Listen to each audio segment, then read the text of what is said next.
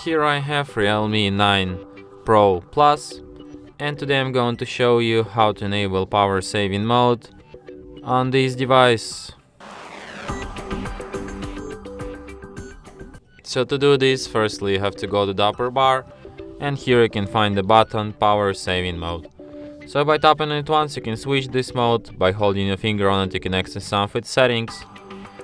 For example, you can set it to turn off automatically when your device is up to 19% charged. You could set it to turn on at a specific battery level, for example 15%.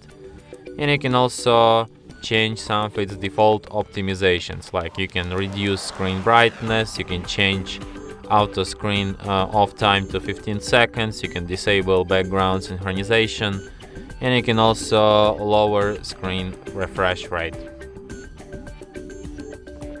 So yeah, and that's it. Thanks for watching. If you find this tutorial useful, don't forget to hit that like button and subscribe to our channel.